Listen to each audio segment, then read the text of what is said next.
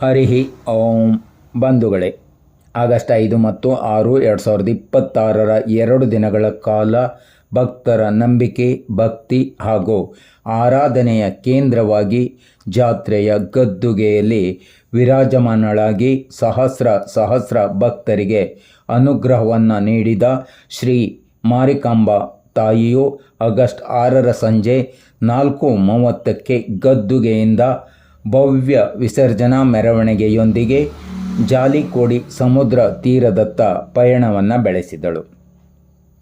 ಸುಮಾರು 7 ಕಿಲೋಮೀಟರ್ಗಳ ಈ ಮೆರವಣಿಗೆಯ ಉದ್ದಕ್ಕೂ ರಸ್ತೆಯ ಇಕ್ಕೆಲಗಳಲ್ಲಿ ಸಾವಿರಾರು ಭಕ್ತರು ನೆರೆದಿದ್ದು ತಾಯಿಯ ದಿವ್ಯ ದರ್ಶನ ಪಡೆದು ಭಕ್ತಿ ಭಾವದಿಂದ ಕೈಮುಗಿದು ನಮಸ್ಕರಿಸುತ್ತಿದ್ದರು. ಹೋ ಹೋ ಎಂಬ ಜಯ ಘೋಷಗಳು ಮುಗಿಲು ಮುಟ್ಟುತ್ತಿದ್ದರೆ ಭಕ್ತರ ಉತ್ಸಾಹ ಇಡೀ ಭಟ್ಕಳ ಭಕ್ತಿ ಸಾಗರವಾಗಿ ಮಾರ್ಪಟ್ಟಿತು. ಜಾಲಿಕೋಡಿ ಸಮುದ್ರ ತೀರ ತಲುಪಿದ ಬಳಿಕ ಸಾವಿರಾರು ಭಕ್ತರ ಸಮ್ಮುಖದಲ್ಲಿ ದೇವಿಗೆ ಮಂಗಳಾರತಿ ನೆರವೇರಿಸಲಾಯಿತು. ಶಾಸ್ತ್ರೋಕ್ತ ವಿಧಿವಿಧಾನಗಳಂತೆ ದೇವಿಯ ಗೊಂಬೆಯನ್ನು ವಿಸರ್ಜನೆಗೆ ಸಿದ್ಧಗೊಳಿಸಲಾಯಿತು. ದೇವಿಯ ವಿಸರ್ಜನೆಯು ಅತ್ಯಂತ ಪವಿತ್ರ ಮತ್ತು ಸಂಪ್ರದಾಯಬದ್ಧ ಧಾರ್ಮಿಕ ವಿಧಿಯಾಗಿರುವುದರಿಂದ ಆ ಕ್ಷಣವನ್ನು ಯಾರೂ ಕೂಡ ಛಾಯಾಚಿತ್ರ ಅಥವಾ ವಿಡಿಯೋ ರೂಪದಲ್ಲಿ ಚಿತ್ರೀಕರಿಸಬಾರದು ಎಂಬ ಕಟ್ಟುನಿಟ್ಟಿನ ನಿಯಮ ಜಾರಿಯಲ್ಲಿ ಇರುವುದರಿಂದ ಯಾರೂ ಕೂಡ ಚಿತ್ರೀಕರಣವನ್ನು ಮಾಡಲಿಲ್ಲ.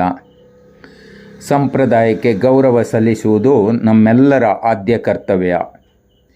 ಅಲೆಗಳ ಅಬ್ಬರದ ನಡುವೆ ದೇವಿಯ ಗೊಂಬೆಯನ್ನು ಸಂಪ್ರದಾಯಬದ್ಧವಾಗಿ ಪ್ರತ್ಯೇಕಿಸಿ ಜಲದಲ್ಲಿ ವಿಸರ್ಜಿಸಲಾಯಿತು.